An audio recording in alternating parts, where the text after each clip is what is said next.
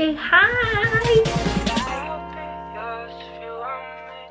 Hey guys! Today's video is something pretty simple, but I recently signed with Peak Models and Talent, and so I've been doing my makeup the same way a lot lately. I thought some people might be interested in this kind of thing, so I'll be showing you how I do my makeup when I go to model castings, or really any kind of castings, because they usually just want to see your natural beauty. So it's very simple makeup, and this is kind of how I do my makeup on a daily basis when I don't want to get super glammed up and all that stuff.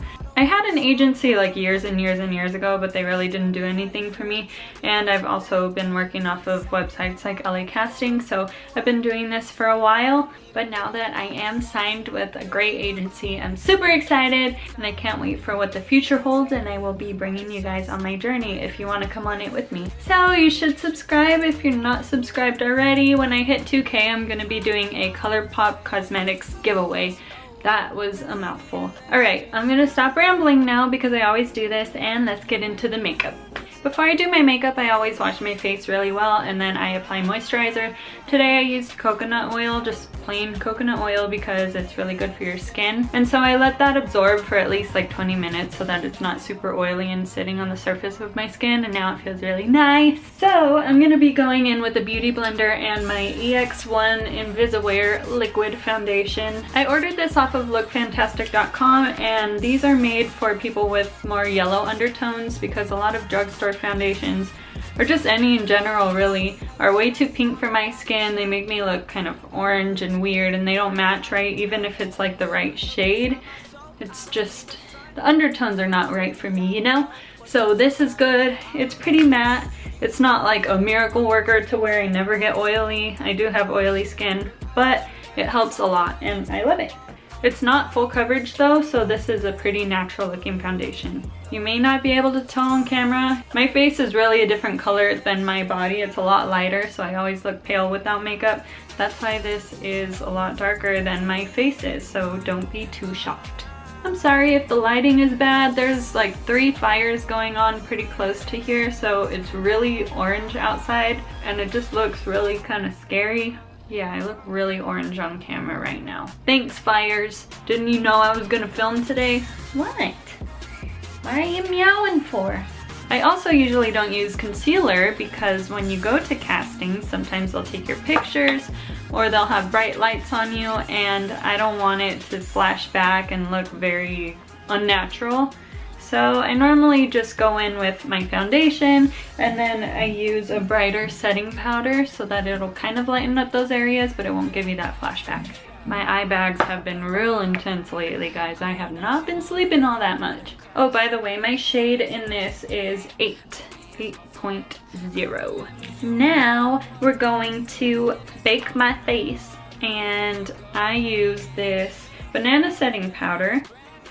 This is Bella Pierre Cosmetics, and I got it in Birchbox or Ipsy or BoxyCharm, I don't know, one of those subscription boxes a while ago. I really want to get the Laura Mercier translucent setting powder, but I haven't yet, so maybe I'll get it for Christmas or something. I'm just applying that to all of the places that I would apply concealer so that it can brighten it up a little. These are also the spots that get most oily, and this helps a lot to avoid that. Here, this doesn't get oily, but I like to brighten up my lips, my mustache area, under my eyeballs. I'm totally a beauty guru, right guys? Under my eyeballs. You might be able to hear little baby Olivia drumming downstairs. So thank you, Olivia, for your background music. This area also doesn't get oily, but it helps to brighten up that area, because I normally do put concealer there if I'm going all out. And then what I do after that is go in with the NYX Stay Matte But Not Flat powder. I think this is the darkest shade that they have. It's warm beige. So now I go over all the other parts that I didn't put the banana setting powder on, just so that everything can be pretty matte and I don't get any creases in my smile lines, because I smile a whole lot and that tends to happen to me. Putting this one on also helps so that when I go in to contour a little bit, it blends out a lot easier because it's not sticking to the foundation, it's blending over the top of powder. While my face is setting, I'm going to do my eyebrows. So this is an Anastasia Dip Brow in the color dark brown. And then I just have this angled brush. I think this is for eyebrows. Angled liner. Well, it's an eyeliner brush, but this is a little bit too chubby, I think, for my liking for eyeliner. This is an Anastasia brow gel, and this is some cheapy little spoolie thing that I use to make sure that there's no harsh lines. I just basically make them a little bit darker because my eyebrows are not that dark. And then I shape them a tiny bit, but I don't make them look too dramatic, especially for something like this. I'm just gonna do one on camera to save some time because I take forever to do my eyebrows. And I also don't want my camera battery to die because it always dies on me when I'm doing my makeup.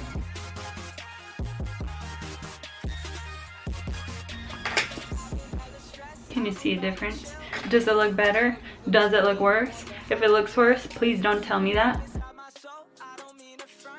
Now I'm gonna gel it up and stick it down so that, gel it up and stick it down. That sounds like opposites. You know what I mean. My eyebrows tend to have a mind of their own, so I like to make sure that they're stuck and not going anywhere, because the last thing that I want is to have some eyebrows going like that when I'm trying to audition for something.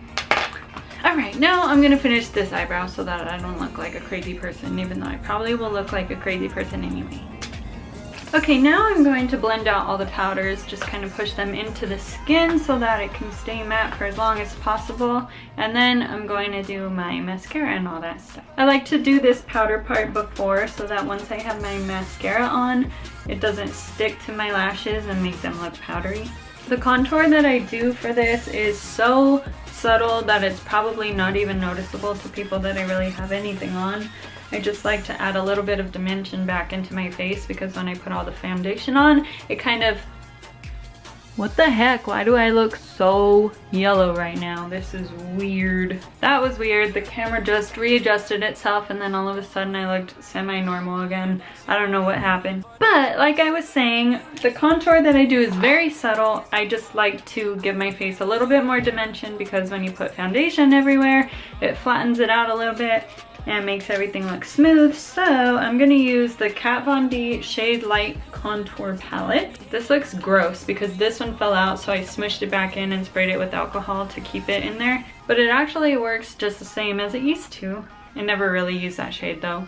I'm going in with the lightest powder right here. And this Lisa Frank contour brush, isn't it so cute?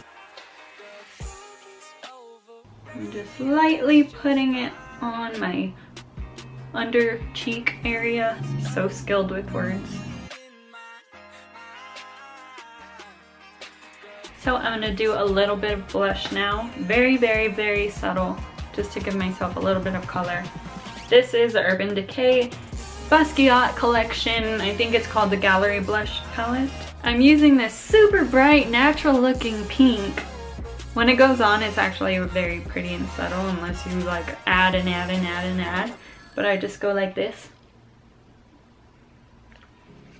And then I do this.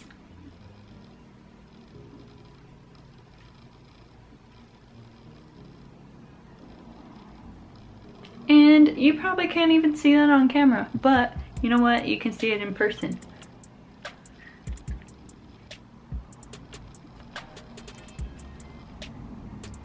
Alright, now I'm taking this little Real Techniques brush. I'm going back in with the Kat Von D Shade Light palette and using this color right here to draw a line down the middle of my nose, basically. This is where I get the most oily. I have a lot of trouble with my nose area, so I like to carry powder with me when I'm going to auditions and stuff, just to make sure that I stay matte all the time. A little bit under my eyes. What?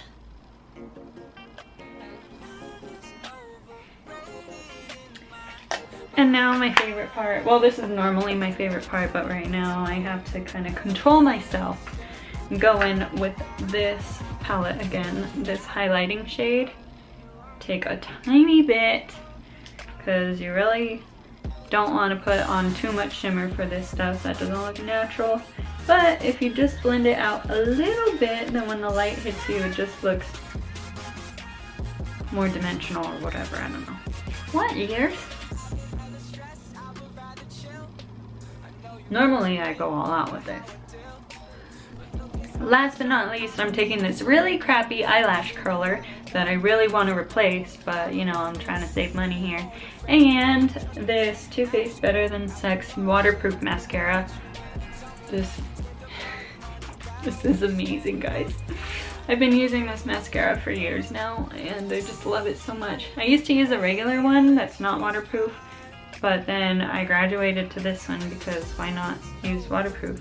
Then when I'm crying tears of joy because I booked an audition, my makeup will still look fabulous, you know? I'm gonna curl my eyelashes, and oh no, is my camera? Right as I said that, the memory card ran out of space. I wasn't even recording for that long. It always does this to me when I'm doing my makeup, no matter how fast I am. But whatever, let's continue now. What was I doing? Oh yeah, curling my eyelashes with the crappy eyelash curler. First I curl my eyelashes, then I put a light coat of mascara on, and then once that starts to dry a little bit, I curl them again gently, and then I put a tiny bit more mascara on, and it keeps them sticking up all day long. And I'm telling you guys, I have just tried this recently and it's a miracle worker. My hair is naturally very straight, so whenever I curl my eyelashes, they don't stay like that for very long at all. Normally by the time I'm done with my makeup, they're already sticking down again, even though they're pretty long.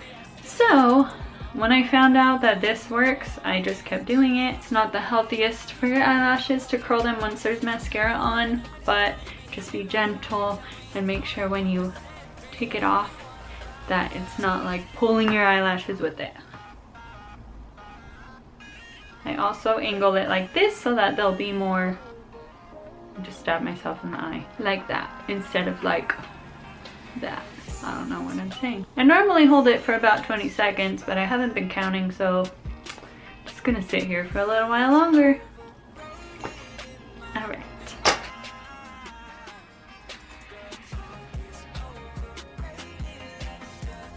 Then let it sit for a few seconds so it's not too wet still.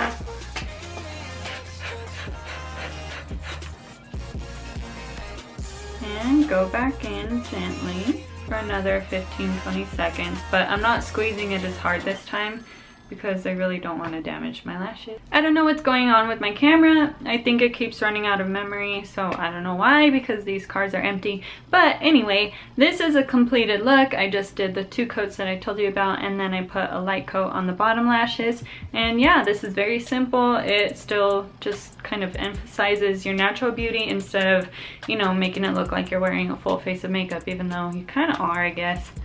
But you guys know what I mean. Thank you for watching this video. Don't forget to give it a thumbs up if you enjoyed it, and subscribe if you want to be part of my giveaway or see any of my other videos. I love you guys so much, and I'll see you in my next video. Bye!